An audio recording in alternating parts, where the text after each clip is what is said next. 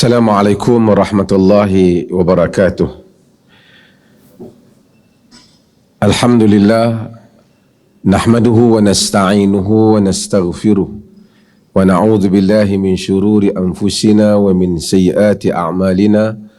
Man yahdihillahu fala mudilla lahu wa man yudlil fala hadiya lahu.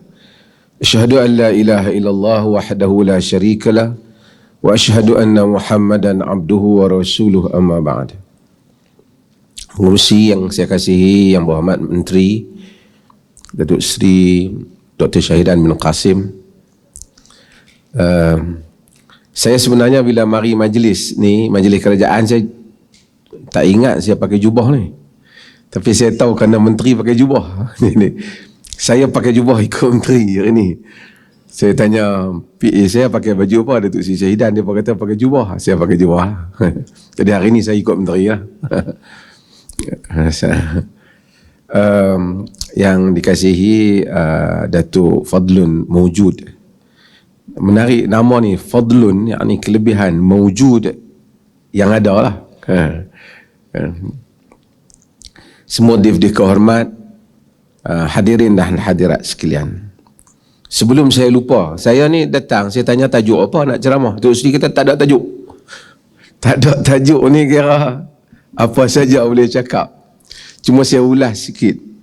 Pasal saya nak ulas sedikit pasal Khalid Al-Walid, pasal Datuk Seri sebut tadi. Dan kemudian beberapa hal yang berkaitan. Islam ni, dia adalah suatu agama yang memberi ruang kepada manusia di atas kelebihan yang manusia tu ada. Allah jadikan kita ni tak sama di sudut kelebihan. Ada orang boleh bercakap tapi tak boleh menulis. Ada orang boleh bercakap, boleh menulis.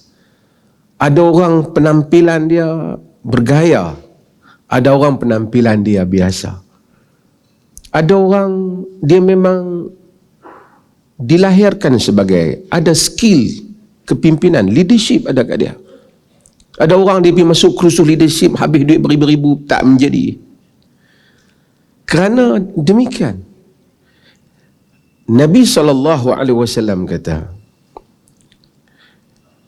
An-nasu kama'adin, kama'adin al-zahabi wal-fiddah, khiyaruhum fil jahiliyah, khiyaruhum fil Islam idha faquhu.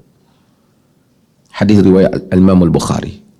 Manusia ini, kata Nabi, bagaikan ma'adin. Ma'adin ni galian. Kama'adin al-zahabi wal-fiddah, seperti galian emas dan perak. Emas dan perak tu duduk dalam tanah. Manusia kena gali, cari baru dapat. Khiyaruhum fil jahiliyah, yang terpilih semasa jahiliyah, khiyaruhum fil Islam, terpilih juga semasa Islam.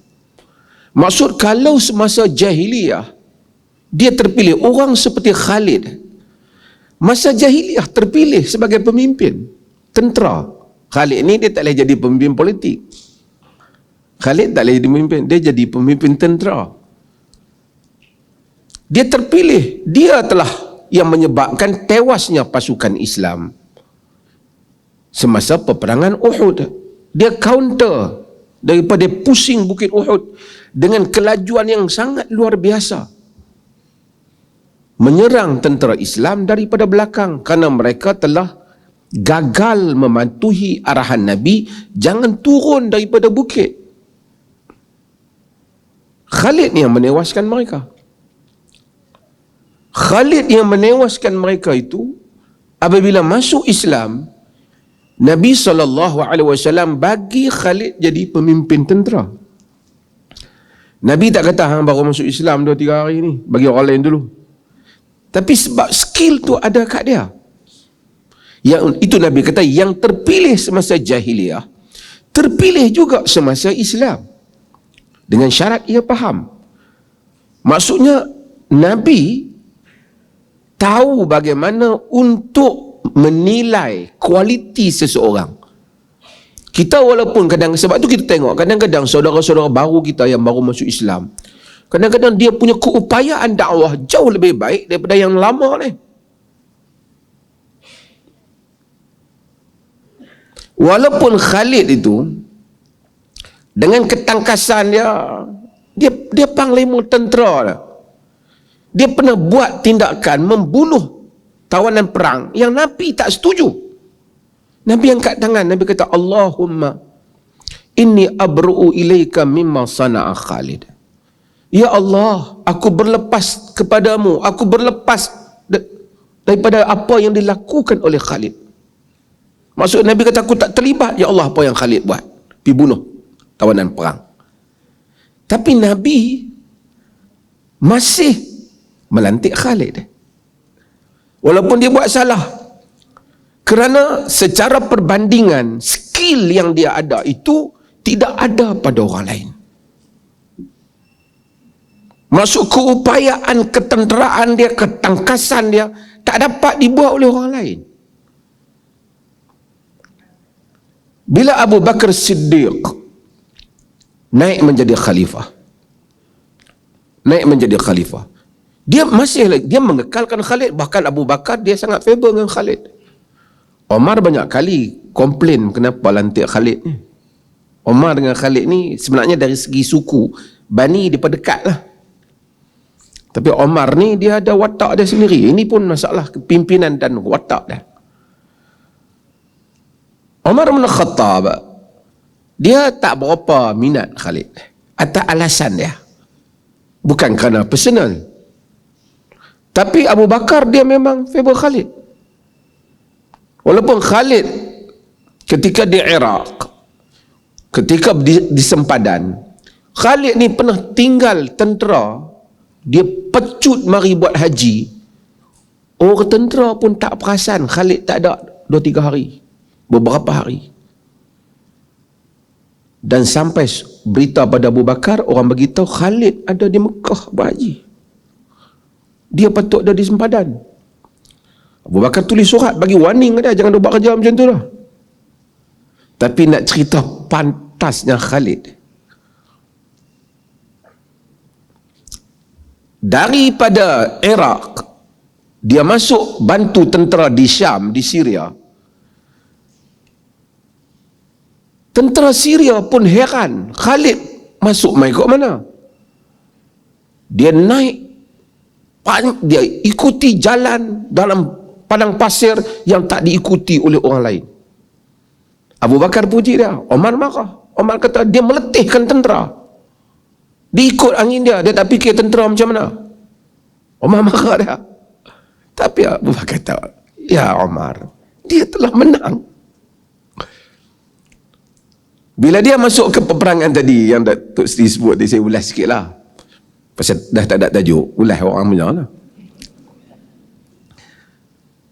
Bila dia pergi dalam peperangan Yarmouk, tentera Rom 280,000. Tentera dia 30,000 ya.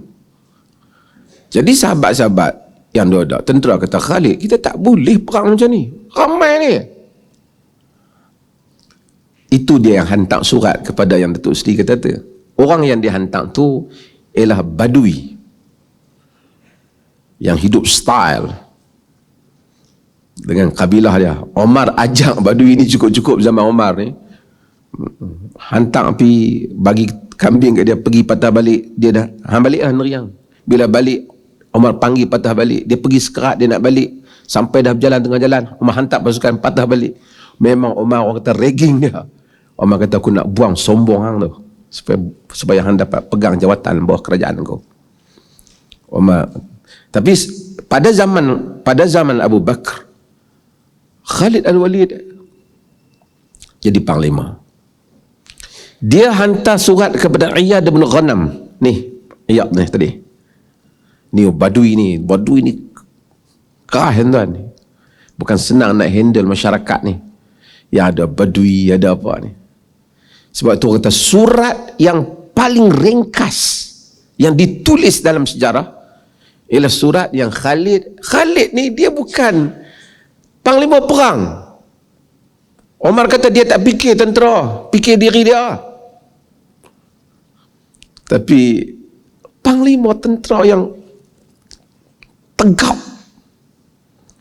Dia tulis surat pada Iyad bin Ghanam, min Khalid ibn al-Walid ila Iyad bin Ghanam, iyyaka urid.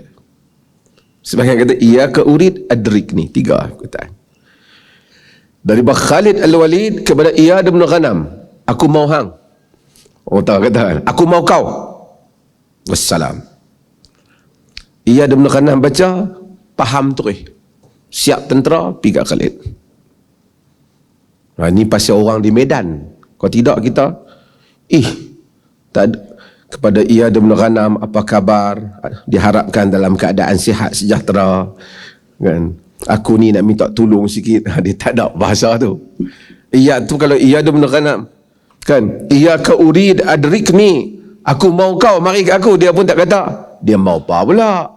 Hantarlah panglima tentera, hantar dia mau bagang, takkan dia mau hadiah kot. Dia mau tentera lah. Dia duduk di Medan. Ini adalah Khalid al-Walid. Saya ulas sikit lah. Cuma apabila Umar bin Khattab naik, antara benda awal yang Umar bin Khattab buat, memecat Khalid al-Walid ketika di medan perang, dan melantik orang yang sangat Umar suka, iaitu Abu Ubaidah al-Jarrah. Abu Ubaidah al-Jarrah, orang yang Nabi sebut sebagai Aminul Ummah, pemegang amanah umat. Wa aminu hadhil ummah, kata Nabi, Abu Ubaidah al-Jarrah. Pemegang amanah umat ini ialah Abu Ubaidah al-Jarrah. Kubur dia ada di Jordan. Abu Ubaidah al-Jarrah, Omar ni memang disuka ke Abu Ubaidah al-Jarrah. Duk sembang ramai-ramai, orang duk sembang, hang cita-cita apa? Orang ni kata, aku cita-cita kalau ada duit banyak boleh buat yang ni. Orang ni kata ada harta banyak buat ni. Omar kata, lau kuntu mutamannian latamannaitu daran mamlu'an birijalin ka'amsali Abi Ubaidah al-Jarrah, dan sebagai wa Mu'adz bin Jabal.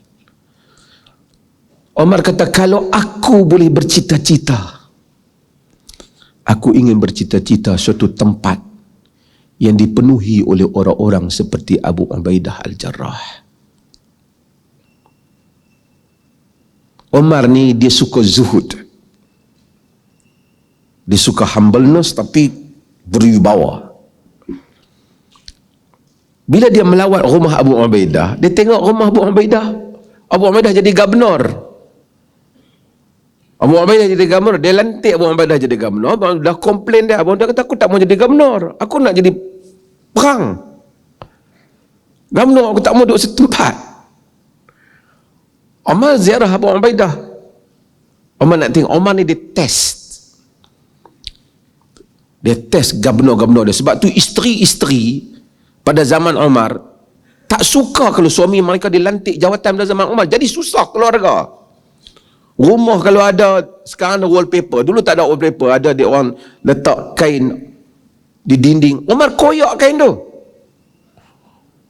Dia pergi rumah gubernur-gubernur. Dia kata, kain ni bagi ramai orang dia boleh pakai. Oh, isteri tak boleh meragam. Tak boleh melaram zaman Omar tu. Kita isteri kena, suami kena lantik, melaram kita.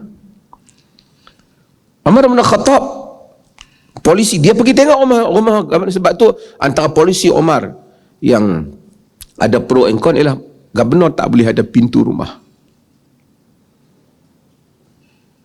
Ada langsir lah, penghalang, tapi dia tak mau. Dia tak mau orang terpaksa nak panggil, tak boleh. Ini bukan perintah kecil, tuan-tuan. Memerintah daripada Madinah semua sampai Iraq, sampai wilayah Syam. Berapa kali ganda negara kita ni. Memerintah apa suku dunia. Jadi bila pergi Abu Ubaidah, dia tengok Abu Ubaidah. Dia tengok Abu Ubaidah makan tengah hari. Dia tengok dinding rumah Abu Ubaidah. Ada perisai, ada peralatan senjata. Dia makan, dia nak makan Abu Ubaidah. Dia tengok Abu Ubaidah hidang makanan, roti, minyak macam tu. Dia tengok Abu Ubaidah. Kata Omar, masa tu orang Islam dah kaya, Syam. Dunia telah mempengaruhi ramai orang, tapi tidak engkau, wahai Abu Ubaidah. Kan? Tidak engkau, wahai Abu Ubaidah. Omar dia ada sentimental ni. Ada sentimental. Abu Ubaidah ni, saya patah balik cerita sebelum cerita dia. Abu Ubaidah ni mati kena tahun Amwas. Dan Umar bin Khattab bila dengar tahun serang, dia hantar surat pada Abu Ubaidah. Dia kata, aku ada urusan, aku nak jumpa kau. Kau kena balik main ke Madinah. Abu Ubaidah kata, aku tahu kau bukan ada urusan dengan aku. Kau nak suruh aku keluar daripada Syam. Kena takut tahun. Aku tak keluar. Aku kan takkan tinggal tentera aku. Sebab dia mati. Umar sedih dia mati. Sebab tu Umar bila hari dia kena tikam, orang tanya siapa ganti? Kalau Abu Ubaidah ada, dia ganti. Dia ganti ke? Dia punya favor dengan Abu Ubaidah. Bila dia naik yang pertama dia buat, dia pecat Khalid, dia ganti Abu Ubaidah.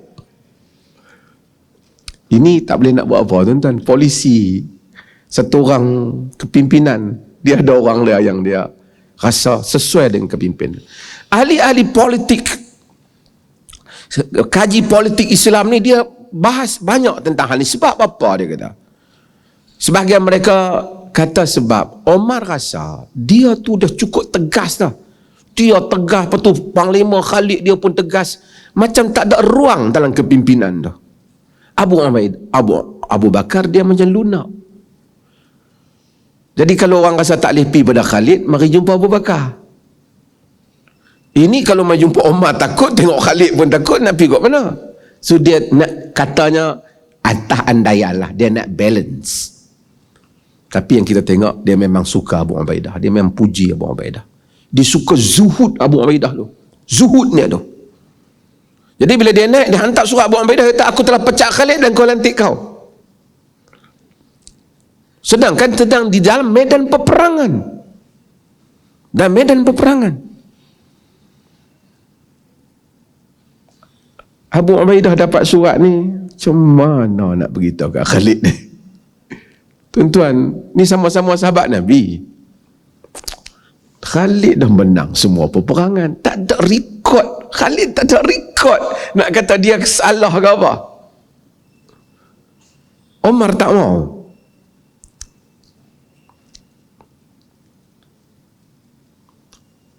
Habis semua, agak perang tak habis lagi, keadaan Abu Ubaidah selotok bagi surat kat Khalid. Khalid baca. Khalid kata apa? Ana la uqatil min ajli Umar wa innama uqatilu min ajli Rabbi Umar. Aku tidak berperang kerana Umar. Aku berperang selama ini kerana Tuhan Umar. Tak apa. Abu Ubaidah pemimpin kita, aku tentera dah. Tapi dalam rekod, pernah sekali ketika kepung Dimashq, tak boleh masuk. Tentera Kristian tak boleh masuk. Kepung, dinding wall mereka tu tak boleh masuk. Tentera Abu Ubaidah buat macam-macam, tak boleh masuk. Khalid dia pernah langgar peraturan. Dia dengan beberapa orang buat pakatan, mereka panjat dinding tu, mereka masuk. Bila mereka masuk, mereka bertakbir dalam kawasan Kristian. Mereka dulu kan ada, sehingga pasukan Kristian ni sangka tentera Islam telah berjaya masuk. Sebenarnya tak berjaya, Khalid yang masuk dengan geng-geng dia. Lalu mereka terus pergi jumpa Abu Ubaidah, bersetuju untuk membuat perjanjian damai. Mereka terkejut, banyak Khalid masuk. Sampai berita pada Umar. Umar kata, Khalid ta'ammara nafsah. Khalid lantik diri sendiri jadi ketua tu. Tapi begitulah. Khalid ni dia mati dalam keadaan di bawah pemerintahan Umar. Dia tak diberikan dia tak beri jawatan lah. Umar tak bagi dia. Atas pandangan Umar. Tapi Umar pernah kata satu hari, rahimallahu rahimallahu Aba Bakrin wa kana a'lamu birrijali minni. Allah rahmati Abu Bakar, dia lebih mengetahui tokoh dibandingkan aku. Khalid seorang tokoh. Tapi tak apa, saya nak cerita itu sebab saya nak cerita satu benda yang lain. Cerita tu pasal Datuk Seri Syahidan sebut tadi. Panjanglah, satu hari nak cerita Khalid ni hebat.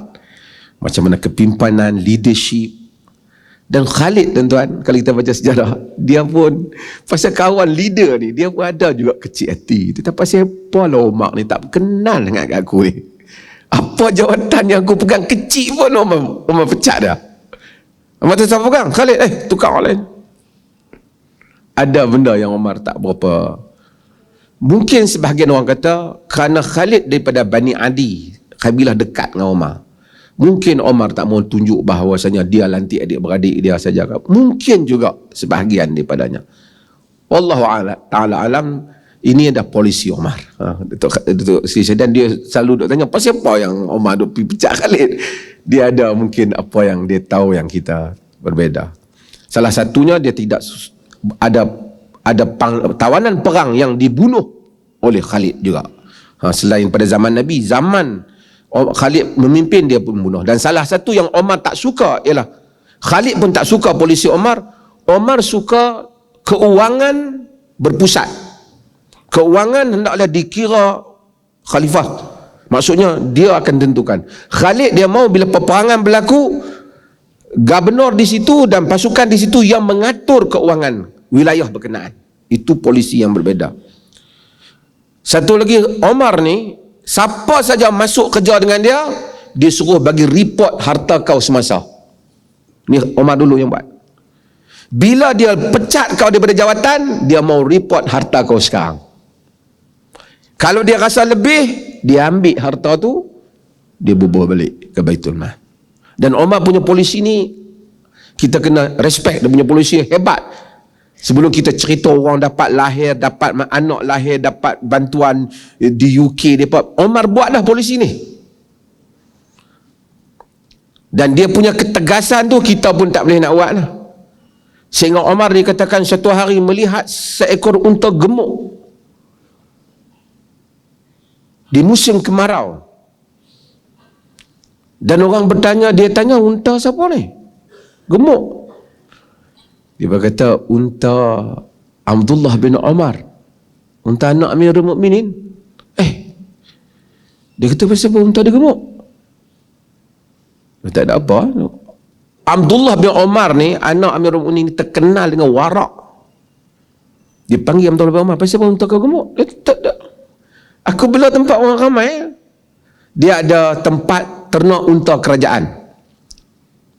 Tempat yang ni semua unta boleh makan rumput di situ. Kerajaan punya. Omar dia kata, sebab hantau sebab apa unta hang gemuk.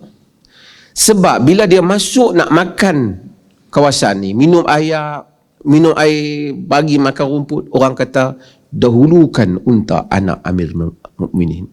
Berikan minuman kepada unta anak Amirul Mukminin. Maka kata Umar, gemuklah unta anak Amirul Mukminin. Kau jual unta kau ambil bagi modal, baki bagi kat aku, kau bubuh itu mah. Kita tak dapat dah. Ketika Uthman bin Affan tengok Umar bin Khattab pada tengah panas dalam di tingkap rumah dia, dia kata, Amirul Mukminin buat apa? Dia kata, ada unta zakat dia buat bagi hilang, aku nak pergi cari. Kata Uthman bin Affan, engkau telah memenatkan orang yang akan datang selepas daripadamu. Maksudnya selepas, kalau dengan cara kau memerintah ni, letihlah orang kemudian nak memerintah. Kau punya ketelusan tu, orang susah nak follow. Itu leadership Umar bin Khattab. Dan tuan fikir mungkin dia merintah negeri besar Palih kot, kan? Kan besar Malaysia? Tak. Luas. Tapi itu polisi. Kan? Sebab itu apabila banyak harta yang diambil, yang ditawan semasa pemerintahan Umar bin Khattab dibawa ke Madinah, Umar tengok harta, tentera beribu-ribu bawa harta Rom, Parsi, bawa di hadapan Amirul Mukminin. Umar kata, Masya Allah, bagus tentera kita, dia tak songlap harta kita. Kok ambil bubuh dalam poket buat lari apa nama gelang maharaja ke, mahkota ke. Tak. Kata Ali bin Abi Talib, afafta ya Amirul Mukminin wa afatir ra'yatuk wa afat ra'yatuk. La rata'ta la rata'u, kerana engkau ifah wahai Amirul Mukminin, engkau tidak ambil yang haram, demikianlah rakyatmu. Jika engkau bermewah-mewahan mengambil yang haram, mereka juga demikian. Itu maksud kepimpinan yang telah menjadikan Islam berada di pentas yang hebat. Sebab itu apabila Umar bin Khattab radhiyallahu an, hari ini kita sebulan, 2 bulan lepas, setiap tahun kita akan membincang tentang rakyat Palestin yang dibunuh. Tetapi ketika Palestin dibebaskan, Palestin ditawan, diambil oleh orang Islam pada zaman Umar bin Khattab. Muawiyah ada di sana, Bilal ada di sana, Abu Ubaidah ada di sana.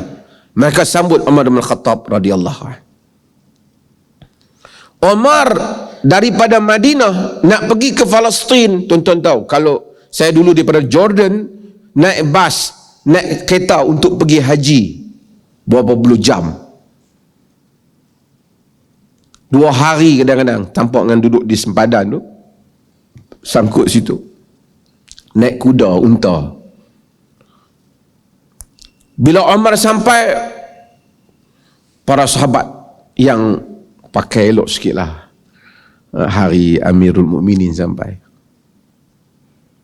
Umar tengok dia orang pakai elok. Jadi ada orang kata kat Umar, Amirul Mukminin kalau pakai bagi elok sikit, pasal ni ramai Kristian semua duk tengok. Ini style pemerintahan Umar. Itu menyebabkan kata-kata dia yang terkenal, yang orang Palestin selalu sebut. Kata Umar kata, aku tak sangka Abu Ubaidah kau nak cakap benda ni. Kata Umar, nahnu qaumun a'azzanallahu bil Islam, falamma nabtaghil izzata bighairi ma a'azzanallah adzallanallah. Kita adalah kaum yang Allah muliakan dengan Islam. Jika kita mencari kemuliaan selain daripada Islam, kita akan dihina oleh Allah. Tuan-tuan dan perempuan sekalian, orang Arab, bila kita cakap pasal Islam, orang sebut orang Arab. Cuma saya nak betulkan sikit, majoriti orang Islam ni bukan Arab. Orang Melayu, Indonesia, Nusantara ni yang Islam jumlah mungkin lebih daripada Arab. Rakyat India, benua India mungkin lebih daripada Arab.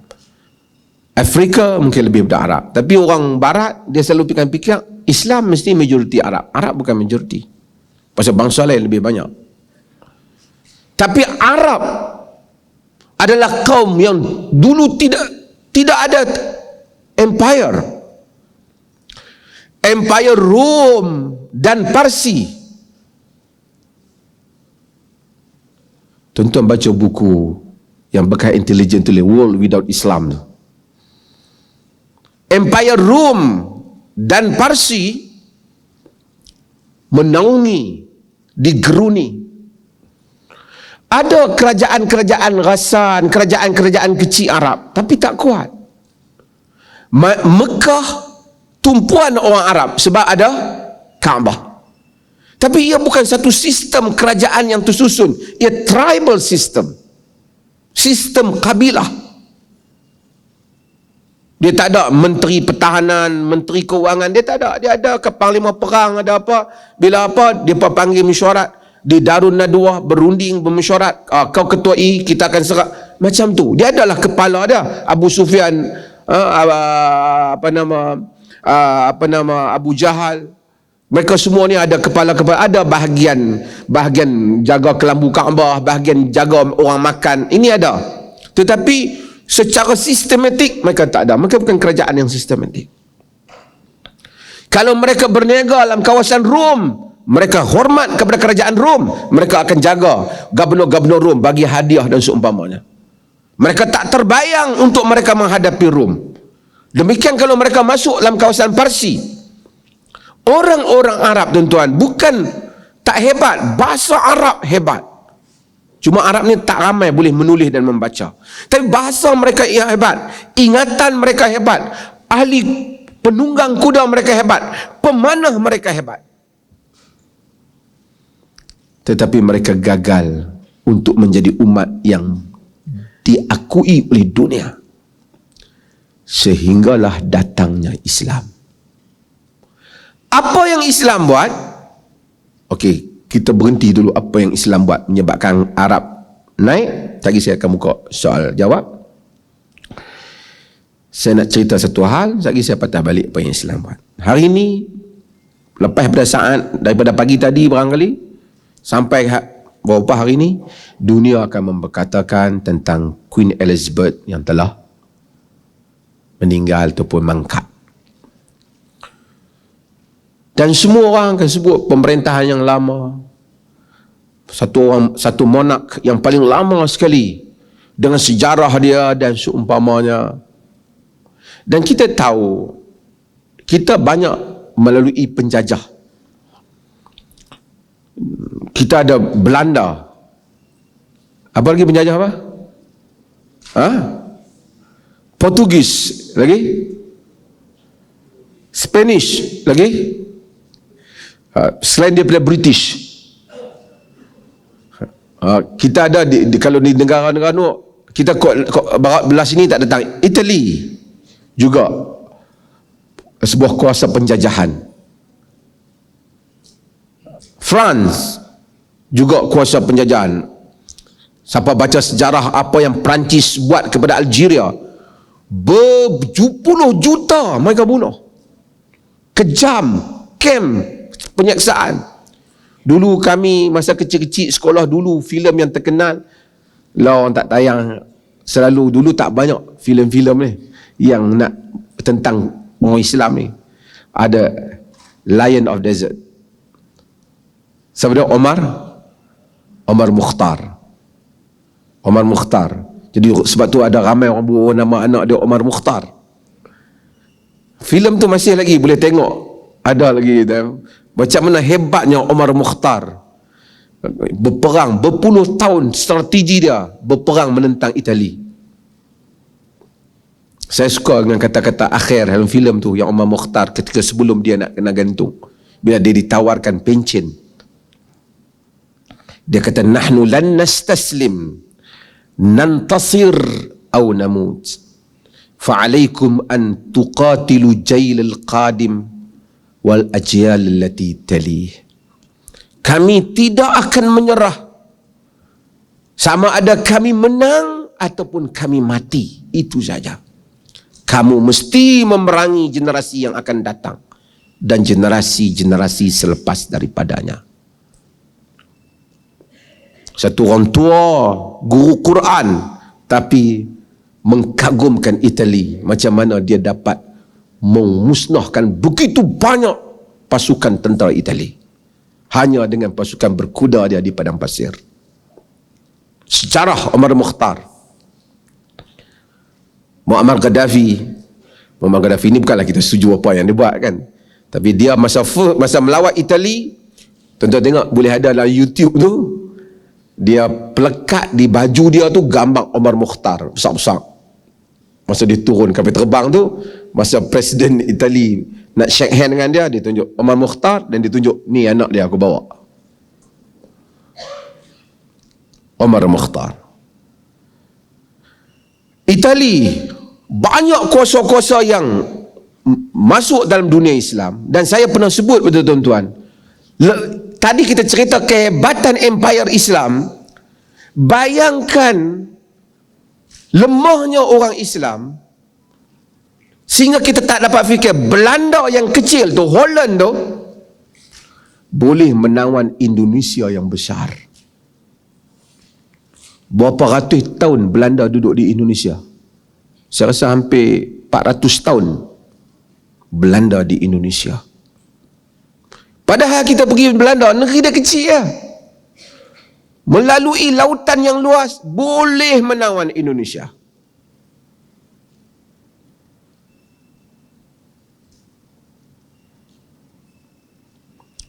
British terkenal dengan satu cara pemerintahan dia, walaupun penjajah, tak ada siapa suka penjajah, ada kekejaman penjajah, tapi dia terkenal dengan memperkenalkan sistem dia, pentadbiran British. Sebab tu British dia tak macam negara lain, kalau nak bunuh pergi tembak, dia akan ambil korang tu pergi mahkamah, Tok Janggut pergi mahkamah, dia buat mahkamah, menang kalah tak kira, tapi sistem kena ada. Sebab tu ramai di bawah pentadbiran British pakat jadi lawyer belakang. Orang yang tuntut kemerdekaan negara kita ni pun latar belakang mereka semua undang-undang British. Gandhi yang lawan untuk bebaskan India, Gandhi pun juga seorang lawyer. Undang-undang yang dia belajar ialah undang-undang British. Itu British. Itu yang saya baca hadis Amr bin As sebut tentang kelebihan Rom ni. Kelebihan Rom ni. Innahum la ahlamun nas 'inda fitnah. Mereka orang yang paling santun ketika berlakunya fitnah. Ini orang kulit jenis depa ni. British ada ciri tu. Balik pada queen dia yang mati ni, tak apalah. Cuma saya, sebelum saya nak komen sikit, saya nak, ramai orang duk tanya ni, nak kata apa ni? Ada kata nak baca Fatihah ke? Nak baca doa. Dia bukan Muslim. Tapi kita boleh puji apa yang bagus yang dia buat, dan kita tak payah keji dia. Ni saya nak sebut untuk umum, tak kira ramai pula nak komen ni kapiak mati ke apa. No. Nabi kata la tasubbul amwat fa inna sabbal amwat tu'dil ahya. Tak usah maki orang yang mati, kerana maki orang yang mati ni menyakitkan orang yang hidup. Sebagai dalam riwayat Bukhari, itu dalam riwayat Tirmizi, dalam riwayat Bukhari, Nabi kata la tasubbul amwat fa innahum qad afdau ila ma qaddamu. Kamu tak payah maki orang mati, mereka dah pergi ambil bahagian apa yang mereka lakukan. Dalam konteks negara moden ni, kalau kita bagi komen yang negatif, tak ada apa faedah yang kita dapat. Dan Queen Elizabeth ni tak terkenal dengan buat benda-benda yang menunjukkan kezaliman terhadap orang lain. Tak terkenal. Terkenal dengan satu orang yang santun dengan rakyat dia, menyumbang, dan whatever kita tak suka dengan Britain ke apakah, mereka telah menjadi empire, pernah menjadi, walaupun telah mengecil, suatu empire yang besar. The sun never set in the British Empire kerana luasnya empire mereka. Dan itu menunjukkan kebijaksanaan dia di dalam pemerintahan dia yang menyebabkan negara dia apa yang dia ada lah. Bukan soal agama lah. Soal balik kepada kita orang Islam. Kenapa bila cerita negara barat, pergi mana? UK. Pergi mana? US. Barang produk apa? UK. Barang produk apa? US. Keluaran apa? Germany.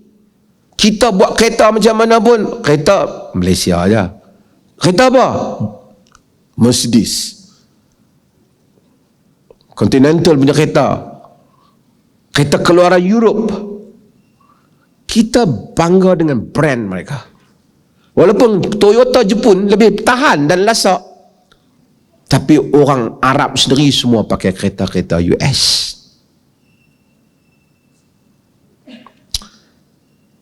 Yang ni dalam bahasa dia panggil siadah. iaitu ketuanan kaum. Kaum yang telah diangkat brand dia. Tanpa kita kadang-kadang tak tahu, ambil satu produk, ini satu bahan, satu pencuci rambut keluaran Indonesia. Kita ambil satu ini pencuci rambut keluaran US. Tanpa kita belum cerita lagi kelebihan, otak orang ramai kata mesti US best. Brand. Macam barang kita juga.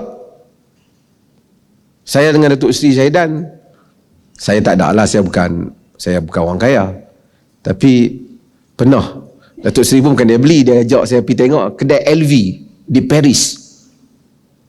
Orang beratok macam ramai nak pergi beli. Apa? Kita pun tak tahu, pasal mungkin kita tak pandai kot. Ni saya pakai perfume LV ni pun orang pasal orang bagi. Sampai berpuluh ribu, heran. Tapi pasal apa? LV. Orang perempuan terutamanya. Sebab brand. Walaupun orang lain buat desain cantik, kulit original pun. Ni beli mana ni? Aku pergi beli masa melawat di Vietnam baru ni. Ingatkan. Walaupun kualiti kulit dia lebih asli ke apa, dia tak mau. Saya nak cerita macam mana brand duduk di dalam fikiran manusia. Bila brand tu ada, menyebabkan apa yang seseorang buat, walaupun kadang-kadang taklah apa elok sangat, dia diangkat.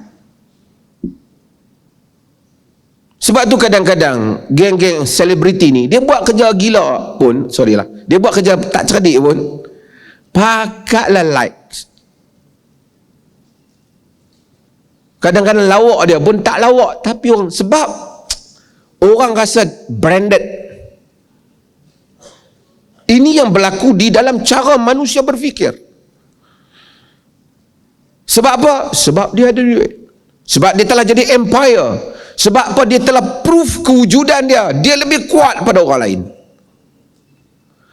Walaupun British telah buat benda yang sama, dia jadi penjajah, dialah ajar kita ada getah ni, getah Brazil ni, apa nama orang putih buat main kat kita. Pentadbiran yang ada, sistem pentadbiran kita ambil daripada British banyaknya.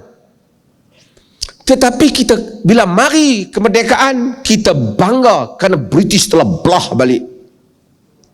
Sebab walau macam mana manusia tak mau dia dijajah. Orang India cakap English, dia rasa dia lebih pandai English daripada orang English. Dia lebih pandai daripada Shakespeare lagi. Dia rasalah. Walaupun setiap kali dia cakap, kita tahu India yang cakap. Tapi mereka buat demonstrasi, halau British keluar. Tak mau British. Walaupun mereka bangga dengan bahasa itu. Kerana manusia tak mau penjajah. Hadirin dan hadirat yang dirahmati Allah, saya nak sebut satu hal. Apa yang Islam buat? Tuan-tuan pergi ke negara orang Islam. Kita pergi ke negara Turki. Turki bukan Arab. Kita pergi ke negara Uzbekistan. Kita pergi ke Tantan tu, Turkistan tu, itu semua bukan Arab. Kalau nama Bukhara, Tirmidzi, Al-Bukhari, At-Tirmidzi, An-Nasai, Abu Dawud, Ibnu Majah, Abu Dawud As-Sajistani, At-Tirmidzi, Al-Qazwaini, semua ni bukan Arab. Tapi mereka tak pernah kata kami adalah anak jajahan Arab. Dan mereka tidak pernah menghalau Arab keluar. Bahkan mereka sama-sama berperang mempertahankan wilayah mereka sebagai wilayah Islam. 400 tahun lamanya penjajah berada di tanah Melayu. Belanda ada, Portugis ada, Inggris ada. Kita tak jumpa satu keluarga Melayu daripada tok nenek dia Kristian. Kita tak ada. Itu kekukuhan orang Melayu. Tak ada. Di Indonesia mungkin ada, tapi Melayu tak ada. Tu pun Indonesia halau, Belanda keluar. Orang Melayu tak terima agama tu. Walaupun dia pakai necktie, dia bangga pergi London, dia seronok cakap buat slang Mat Saleh, dia seronok tak panggil water, panggil water. Tapi dia tak tukar agama. Walaupun kadang-kadang minum, duduk di sekolah Mat Saleh dulu, sin tu sin ni, sekolah missionary, tapi tak ada lagi yang dengar kata sampai dah tua tukar. Bahkan mungkin awal-awal itu tonggang langgang apa semua, dah tua-tua main masjid juga. Dan dia tak mau juga untuk negara dia menjadi negara Kristian. Itu padahal Islam dah tak kuat. Apa yang Islam buat? Pasal sebut juga soal kemerdekaan yang disebut tadi. Apa yang Islam buat ialah, Islam bila masuk ke suatu negeri, dia bukan penjajahan, dia panggil futuhat, the opening. Sebab itu kita panggil Fathu Makkah, pembukaan kota Mekah, bukan penaklukan kota Mekah. Nabi apabila nak hantar, nak berlakunya, masuklah wilayah orang lain, min Muhammad Rasulullah ila azimir Rum, daripada Muhammad Rasulullah kepada orang besar Rom. Aslim taslam yu'tikallahu ajra marratain. Islamlah nescaya engkau selamat, Allah akan memberi kepadamu 2 pahala.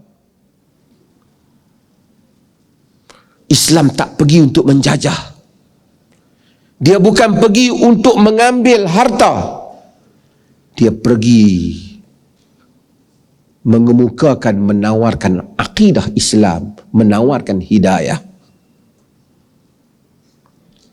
Orang Arab, macam saya beritahu tadi, tidak pernah terbayang dalam fikiran mereka untuk berhadapan dengan Parsi.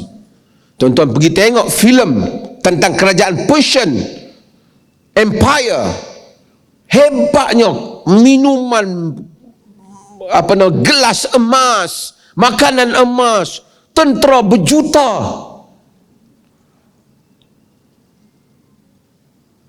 Ketika Rostam, panglima tentera Parsi, sebelum nak berperang dengan tentera Islam, wakil tentera Islam, wakil yang dihantar tu adalah seorang yang sahabat yang kecil sangat, iaitu Rib'i bin Amir.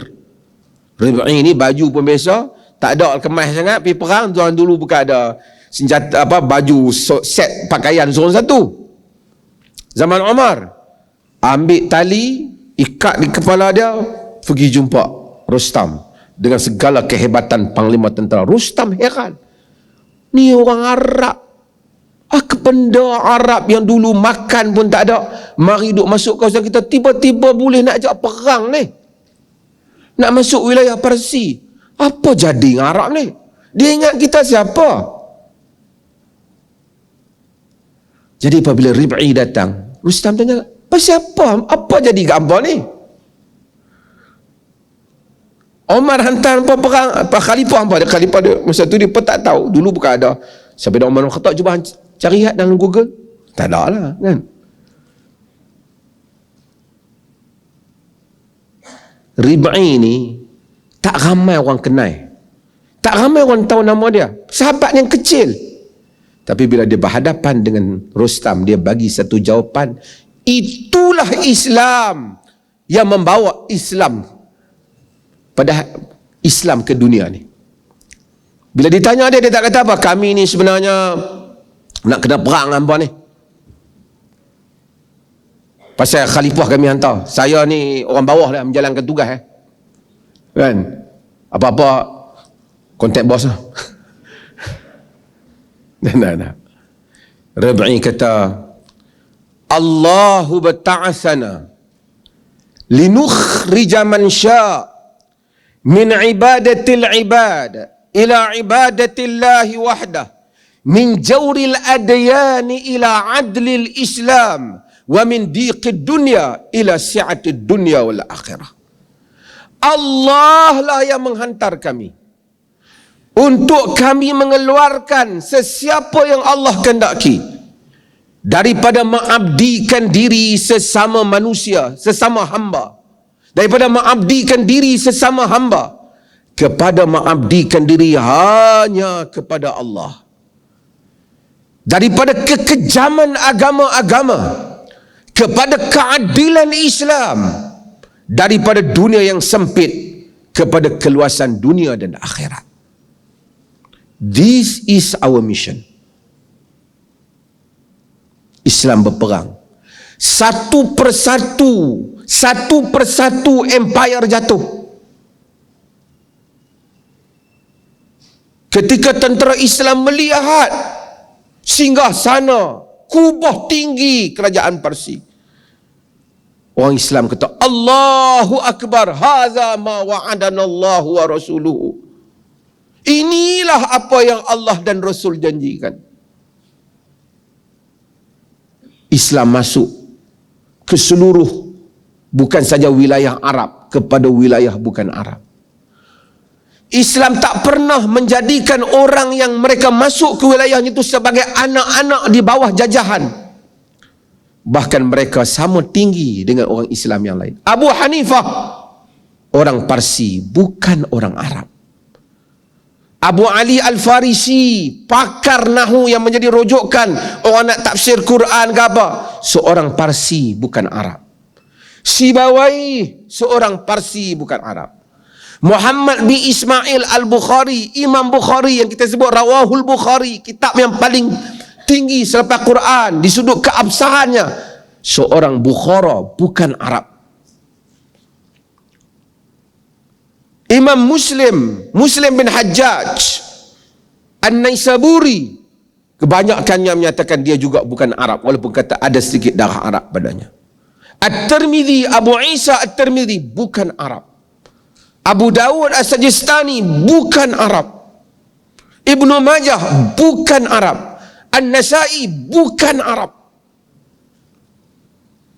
Tidak pernah mereka merasakan mereka dijajah.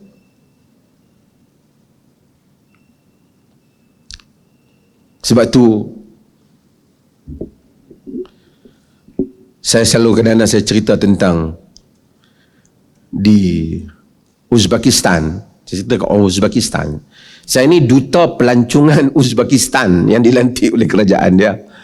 Di dalam duta pelancongan Islam dia. Saya pergi tiba-tiba dia lantik dalam majlis. Dia buat, saya umur saya pun diisytihar saya sebagai duta pelancongan dia. Saya terima je lah. Bukan ada gaji pun. Tapi ni pun dia panggil saya lagi, selalu panggil lah untuk pergi ke Uzbek. Tapi saya nak ceritanya ialah, dulu di negara Samarkand ini, negara yang kaya, bila tentera Islam, Muslim bin Qutaibah, tentera Islam pergi, mereka masuk ke dalam negara tu tanpa sempat mereka bagi amaran. Masuk-masuk, rakyat dia terkejut, dia bertawan negara tu. Bila mereka tawan negara tu, rakyat tu dah jadi tawanan. Tentera Islam ada situ. Tapi lama-kelamaan, berapa tahun duduk, orang negara tu tahu, dalam Islam rupanya salah tentera masuk terus tanpa bagi amaran dan seruan untuk menerima Islam. Dia tak ada, Islam dia tak boleh tawan terus, dia kena hantar surat. Pertama menyeru kepada Islam, kalau tak mau menyeru kepada perdamaian, kalau tak mau berlaku peperangan. Tentera Islam masa pergi masuk ke Samarkand, dia tak buat benda tu. Dia kata Samarkand ni kaya, dia takut pemimpin Samarkand ni curi harta rakyat. Dia masuk. Bila orang Samarkand pandai, mereka mula bincang sama-sama mereka. Salah apa yang tentera Islam buat dari segi agama orang Islam. Mereka hantar wakil daripada negara mereka pergi jumpa zaman Omar bin Abdul Aziz di Damsyik. Jauh Omar bin Abdul Aziz. Jauh perjalanan. Tuan-tuan bayangkan berapa ribu kilometer. Bila sampai di sana, dia tanya, mana rumah khalifah? Orang tunjuk, tu rumah khalifah. Dia kata, hampa jangan main-main, aku betul ini wakil.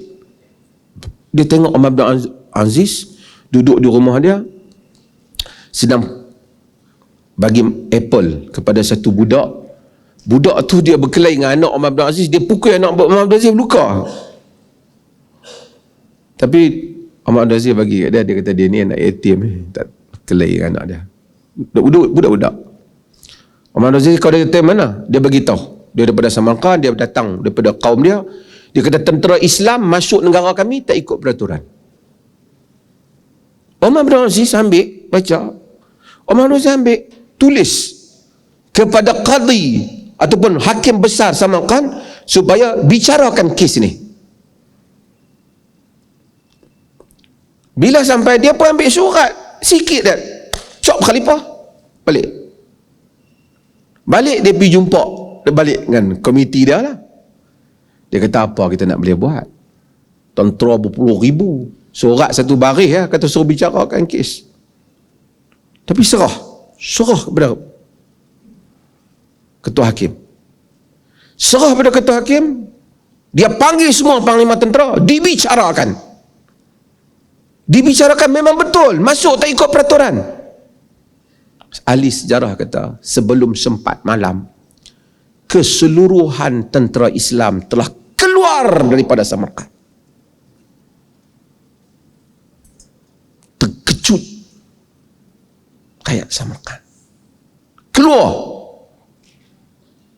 Buat balik prosedur. Hakim kata apa? Kita orang Islam tidak dihantar untuk menjadi pengambil, merampas harta orang, tetapi untuk membawa risalah agama. Salah cara kawan. Keluar, tak terbayang pada rakyat mereka, keluar keseluruhannya. Ini saya ringkaskan cerita boleh ada dalam video saya yang lain, saya detailkan ceritanya, tapi saya nak keluar, masuk semula seruan. Yang masuk kali kedua itulah dikatakan rakyat negara tan tu semua pakat menjadi Islam. Sama dengan Abu Ubaidah buat.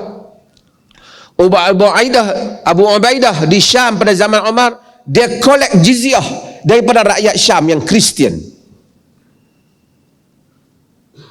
Apabila tentera Kristian Rom nak berperang, lihat pasukan Rom begitu besar, Abu Ubaidah panggil balik orang bukan Islam yang Kristian ni, rakyat ni, bagi balik. Dia kata, kami rasa protection yang kami ambil ni tak boleh bertahan. Rakyat Syam yang Kristian heran. Tak pernah mereka, hatta seugama dengan mereka Kristian, tak pernah buat ambil duit bagi balik. Bagi balik. Patu peperangan berlaku, Islam menang, patah balik. Rakyat mereka kata, kami tak bayar jizyah lah. Kami asyhadu an la ilaha illallah wa asyhadu anna Muhammadar Rasulullah. Syam bertukar menjadi wilayah Islam. Sehinggalah kita kembali kepada risalah ini. Kita tak akan jadi umat yang hebat kerana banyak pakai baju yang hebat, banyak pakai followers di YouTube, semua tak. Kita hanya akan kembali hebat. Bukan kerana dapat buat kereta banyak, duit dalam poket kita banyak, orang kita pakai baju cantik. Saya bukan kata salah, tapi itu bukan yang menyebabkan keagungan empire Islam. Keagungan empire Islam apabila kita menjadi umat yang memang hidup untuk membawa misi agama. Menyedarkan orang bahawasanya keluarkan manusia daripada mengabdikan diri sesama hamba kepada hanya mengabdikan diri kepada Allah. Panjang saya cakap, sekian, terima kasih. Saya jadi pengurusi sendiri dengan saya memecat sementara pengurusi yang ada untuk membolehkan tuan-tuan tanya soalan dan kemudian saya jawab terus. Minta maaf kerana tak ada tajuk, jadi saya masuk macam-macam tajuk. Boleh kah? Oh ya, terima kasih. Okey, siapa yang ada soalan sila kemukakan.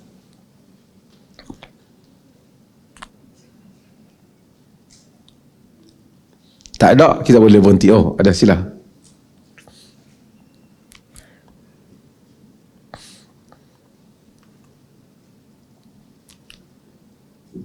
Assalamualaikum, saya bersama Datuk Urusan Isteri dan semua yang hadir pada hari ini. Saya Ahmad Tarmizi Abdullah, Biro Agama Kesutra. Soalan saya tentang apa kehebatan yang Datuk Mufti cerita tadi tu. Kita nampak memang mengkumi seluruh dunia.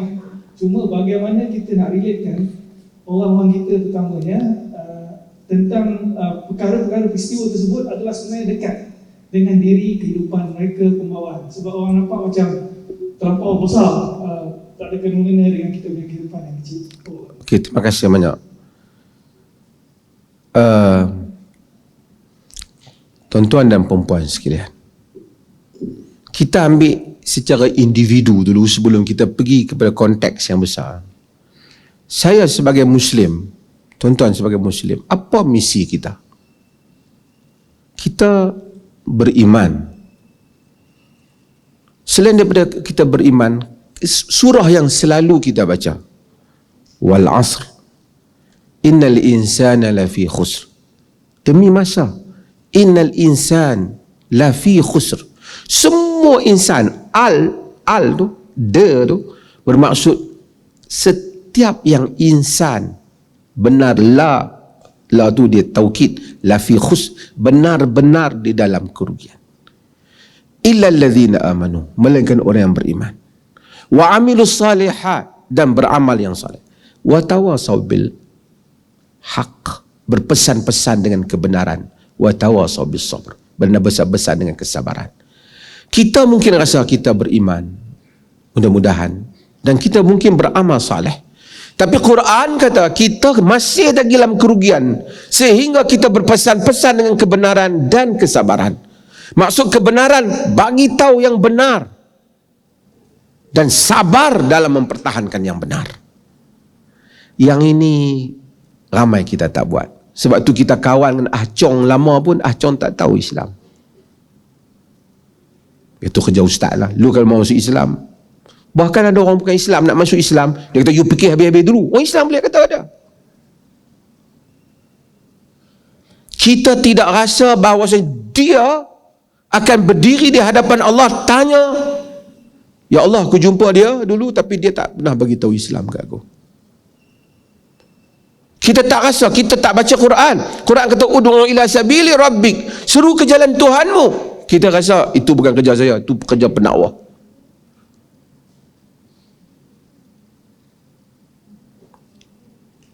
Dan kita tak peka hal ni. Wa kadzalika ja'alnakum ummatan wasata litakunu syuhada'a 'alan nas. Demikian itu kami jadikan kamu umat pertengahan supaya kamu menjadi saksi kepada manusia. Bukan saja orang bukan Islam, kita sendiri tak memainkan peranan. Kadang-kadang bapa anak dia pun dia tak nasihat. Isteri dia pun dia tak nasihat.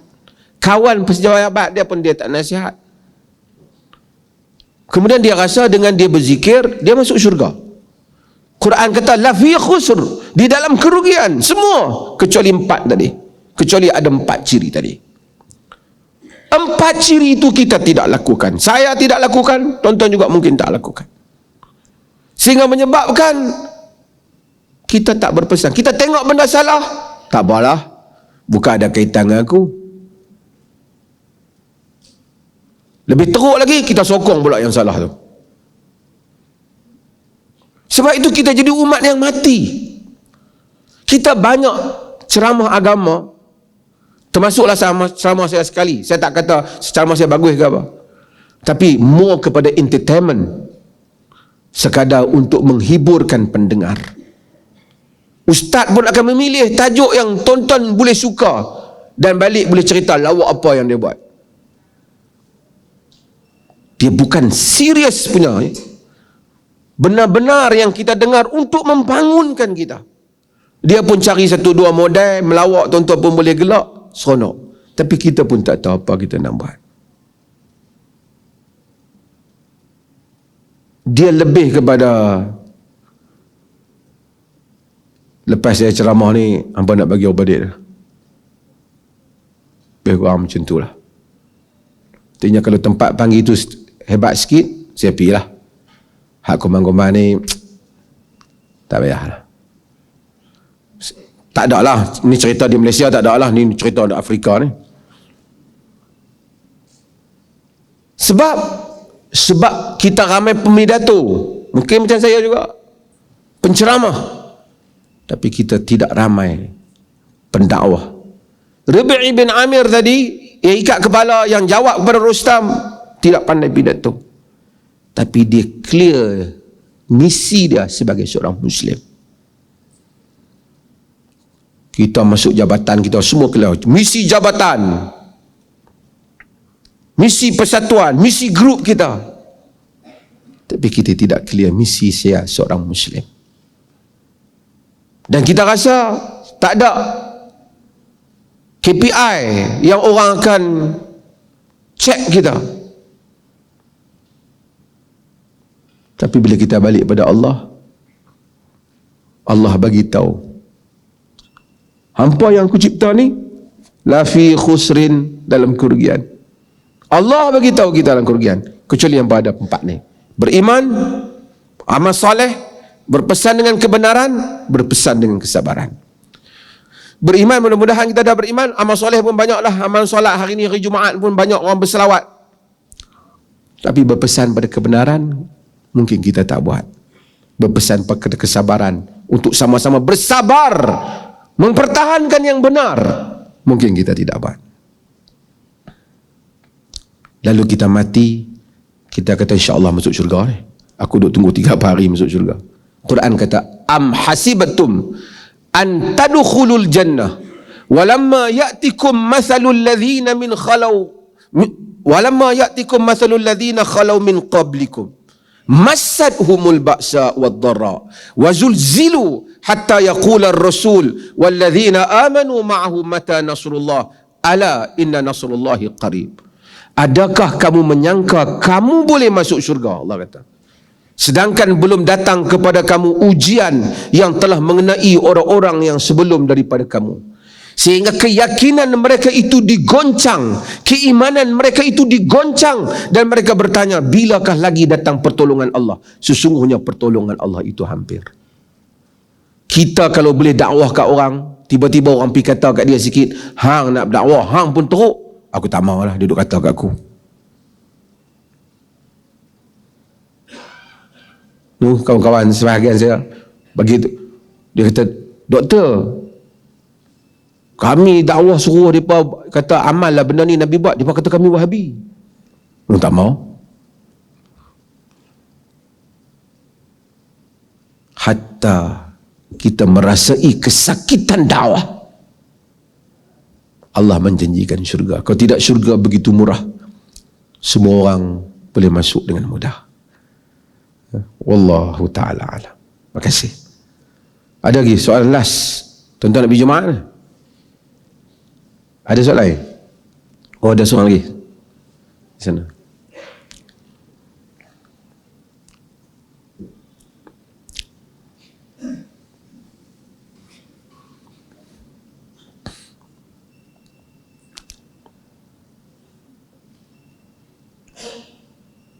Baik, bismillahirrahmanirrahim. Assalamualaikum warahmatullahi wabarakatuh. Soalan saya, hari ini kan kita pagi tadi baru dapat cerita tentang mangkatnya Queen Elizabeth. Tapi soalan saya, apakah bayangannya kalau yang seperti mana kita tahu, negara England ni ataupun British ni punya pentadbiran ataupun nilai-nilai Islam tu ada di negara mereka.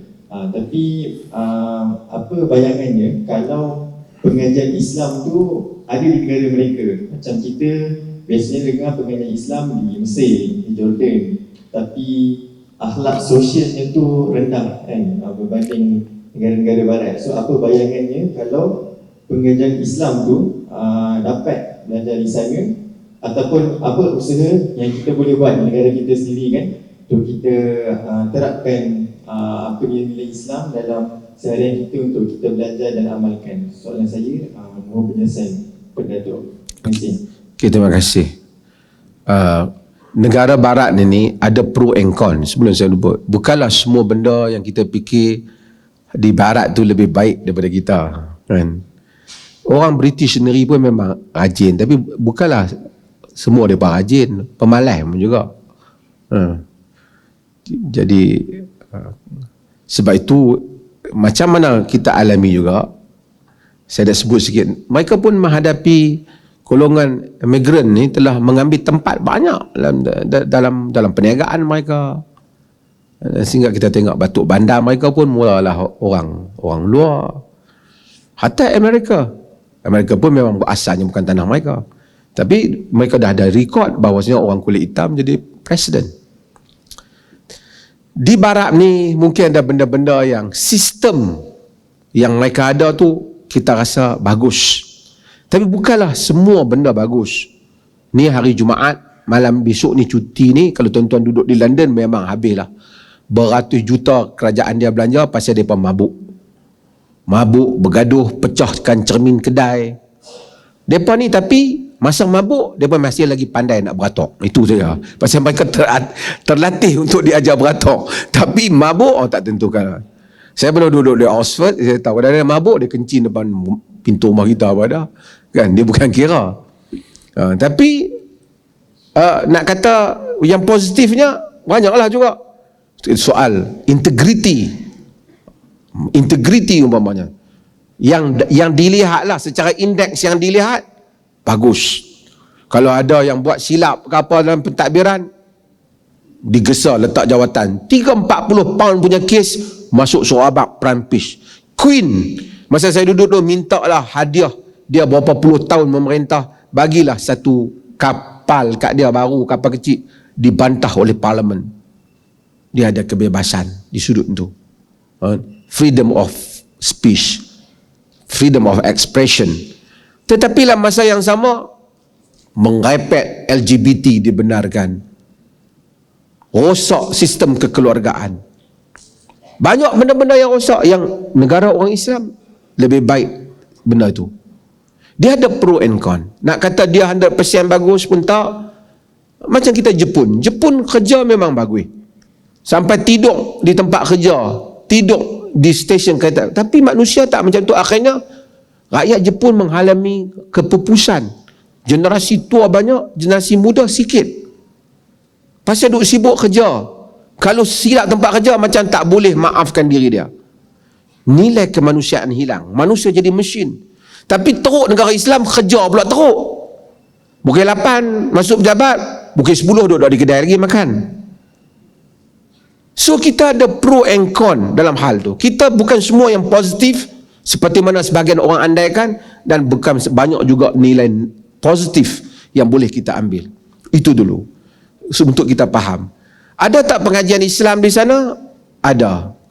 Tetapi pengajian Islam ni kerana ada orang Islam di sana. Ada tokoh-tokoh yang bagus pun di barat, di UK ada, di US ada, pemidatu yang baik dan tokoh-tokoh dakwah yang baik. Sebahagian diperlih kali mereka datang juga, yang terkenal dalam YouTube apa, tuan-tuan boleh tengok. Cuma saya nak kata ada pengajian Islam di sana, bukan tak ada. Ada pengajian Islam, sama juga ada di negara kita. Ada di Jerman, ada juga tokoh-tokoh Islam yang daripada Arab pindah duduk sana buat pengajian Islam, ada. Kalau nak kata ada, bukan tidak ada. Tapi seperti itulah, sebahagian pengajian Islam itu dia di dalam culture, saya nak beritahu, khususnya fiqh, dia ada, dia kadang-kadang hukum ni, dia kadang-kala pengaruh setempat mempengaruhi sebahagian hukum, bukan semua. Saya buat contoh nak pergi pada tajuk tadi. Sebelum saya nak pergi pada Orientalism, ini panjang punya debate di dalam dunia akademik. Tapi saya nak ceritanya, tuan-tuan, ada hukum yang setempat mengambil kira. Dia panggil adat setempat ambil kira. Contoh, kalau tuan-tuan mai ni, orang bawa lelaki ni, mai dalam majlis kita hari ni, kawan-kawan lelaki kita ni pakai skirt, mai. Kita tengok, ya Allah, LGBT. Teruk dah apa nak jadi. Betul tak? Tapi di Scotland, mereka pakai kilt, skirt. Di Scotland, benda tu diterima sebagai pakaian lelaki. Jadi hadis tasyabuh lelaki dengan perempuan tu tak terpakai pada Scotland bagi orang Scotland. Kain batik, saya rasa orang Terengganu lelaki pakai kain batik. Ha? Pakai. Tapi kalau pakai kok belah kita kok ni, kita kata hang ni terpengaruh dengan mana pula ni? Maksudnya hukum adat. Sebahagian daripada culture membentuk hukum disebabkan asas tadi. Okey. Jadi barat ada sikit pandangan, mungkin benda yang okey pada mereka, di tempat kita tak okey pasal dimensi berbeza, perception berbeza. Kedua, Orientalism. Tuan-tuan okey tak saya cerita ni? Orientalism maksudnya dia cuba memasukkan idea, membaratkan idea di timur. Ini bukan soal orang Islam saja. Edward Said tulis buku Orientalism, sangat cemerlang. Dia seorang Kristian. Tapi maksudnya Ibn Khaldun kata, pihak yang berkuasa ni, kita ni, bila kita duduk rendah diri, kita sentiasa memandang tinggi orang yang lebih kuat pada kita. Macam orang Melayu kan, dia akan pandang tinggi orang yang lebih kuat pada kita. Kalau ada orang Bangladesh keluarkan satu pakaian yang menarik, kita tak pakai sebab dia Bangladesh. Tapi kalau pakaian itu produknya daripada UK ataupun US, walaupun pelik, kita kata pasal apa? Pada artis Hollywood pakai. Itu adalah nilai rendah diri. Tapi kalau ditanya saya, ada tak pengajian Islam di sana? Ada. Cumanya kebersihan mereka bagus. Tapi kebersihan cara mereka lah. Saya pergi ke kelas, mereka memang orang putih, putih tinggi, rambut blonde, kita cakap cantik lah. Sebab tu orang Melayu pun pakai bubuh rambut dia juga. Walaupun kadang-kadang tak jadi pasal campur kulit dengan sawan matang. Tapi dia pergi kadang-kadang kelas tak mandi pun. Kita duduk dekat tahu dia tak mandi kan. Tapi kita tengok orang putih kan. Pasal kita dah set mata kita orang putih mesti okey. Bukan saya kata tak okey tak apa. Macam tu lah. Orang Melayu kalau so itu ada nilai rendah diri kita. Positif ada tu. Tapi kalau negara, ni saya nak sebut, buat perbandingan. Saya pernah tengok di Oxford, saya pernah tengok di Azhar. Minta maaf lah orang mengaji Mesir lagi depan marah hari video ni. Tuan-tuan tengok di Oxford, bandar dia bersih, teratur, sistem dia. Kita memang suasana tu suasana ilmu. Satu bandar tu, Cambridge juga sama. Dan mereka bangga kalau sesuatu benda tu dinilai oleh Oxford dan Cambridge. Macam tu juga yang di US, dengan universiti-universiti yang berprestis mereka.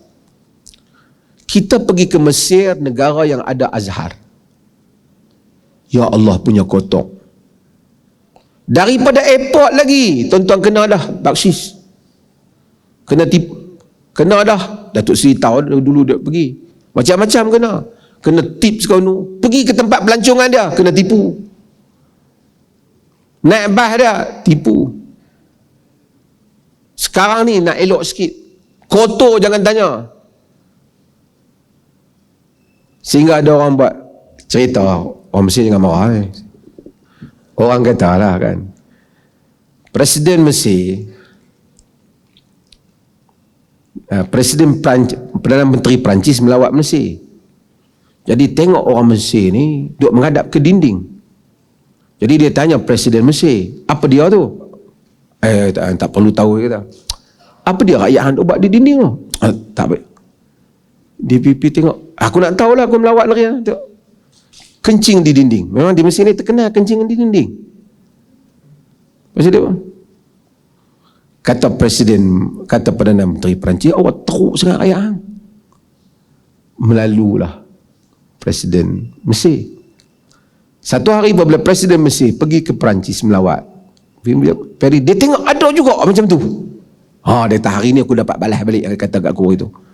Aku nak tengok Perdana Menteri Perancis tak payah. Aku nak tengok. Angkat pipi tengok. Banyak rakyat Mesir juga yang pergi melancong di sana kencing. Saya bukan menghina, tetapi itulah realiti. Mereka gagal untuk mencorakkan Bandar Kahirah tu, gagal untuk disusun bagi jadi elok. Jadi kalau kita nak belajar tentang town planning, pergi ke Mesir, orang Mesir cerita kat kita bagaimana nak susun bandar, tak payahlah.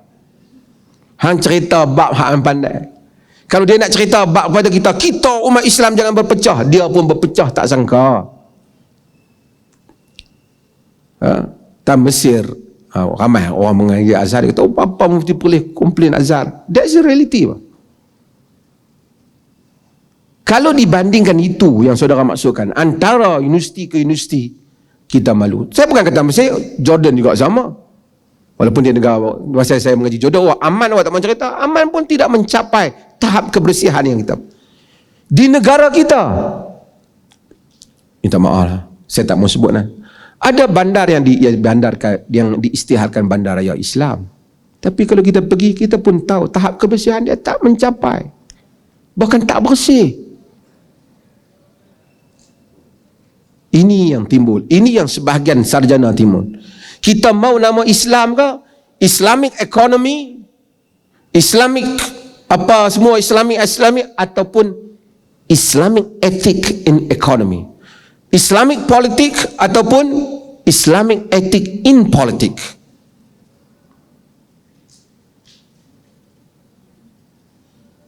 Etika yang Islam di dalam perbandaran ke bandar raya Islam? Etika Islam di dalam keuangan ke keuangan Islam? Akhirnya saya rasa yang kita perlulah etika Islam di dalam pengurusan tu, bukan menamakan pengurusan tu sebagai Islam. Terima kasih banyak. Mudah-mudahan Allah rahmati. Saya kira dah. Boleh lah? Kan? Ada? Tak ada kan? Dia patut lapak nak makan. Ada? Terima kasih banyak. Mudah-mudahan Allah rahmati kita semua. Minta maaf jika terkasar bahasa, tersalah bicara. Sekian, wassalamualaikum warahmatullahi wabarakatuh.